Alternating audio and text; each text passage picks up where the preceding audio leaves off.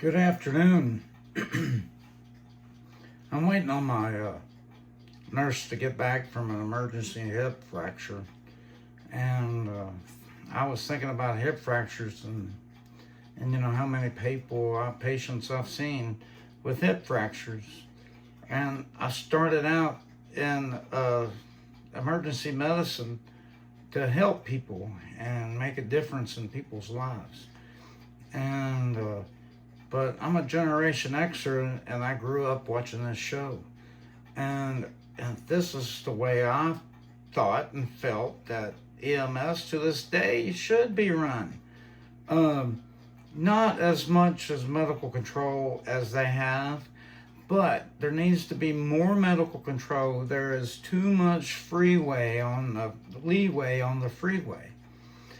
But this show came on in 1972 and ran for 7 seasons, and it stuck with me. And when it came out, when I was a kid growing up, I always wanted to be Johnny Gage. But excuse my language. But as I got older and into the business, especially when I got into being a paramedic and being a for real paramedic, and life on the streets of Atlanta and Houston and all the counties and territories in between West Virginia and Southwest Texas. I've seen a lot, but as the years progressed, I wanted to be Roy. Roy was the older one. He was the cooler headed one. He wanted to sit back and think, and Johnny was ready to jump out there and save lives. I love emergency, and so this is what got me cranked up. And about every other person my age, male or female, became a paramedic because of this show. But I remember before I start this that, and I'll tell you a story after this. I'll fool you. Let's get with the song.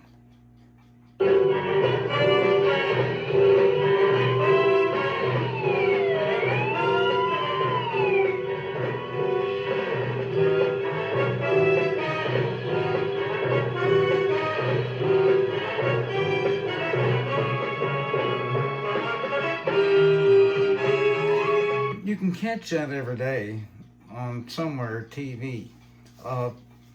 And I was thinking about my channel, and there's a lot of similarities between things that happened in 1972 and 1979 and 1989 and 1999 and I'm sure in 2029. And it's the same stuff. So I might start looking at stuff. I already have some crazy, stupid videos of some really stupid EMTs and paramedics. And I was a chief and a captain and everything else in between. And my very first emergency call, I was working for a little private service out of Georgia. And me and this girl, we went to class together. We graduated together. We both graduated very first time. You have to take a National Registry of EMTs test to become certified EMT in the state of Georgia. Well, at the time, we became state certified EMTs. I can still remember my state certification number, 336. And it's a lot higher than that now. It's hundreds of thousands. But anyhow,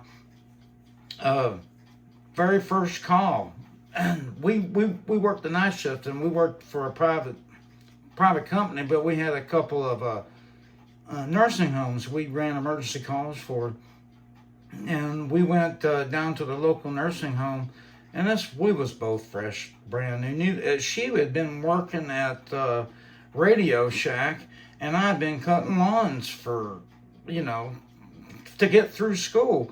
I was living out of a van and cutting lawns, and man, it was rough.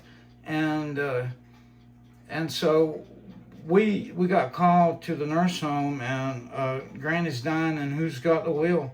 And she was too.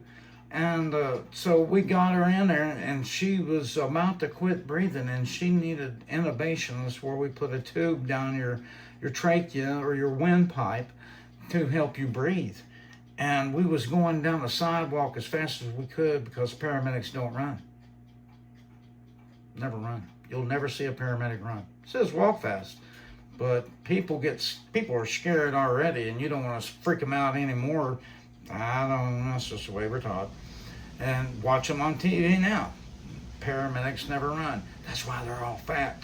Anyhow, so we're coming out the nursing home with Granny, and I said, when you're even level skills, you pick who's going to take the call.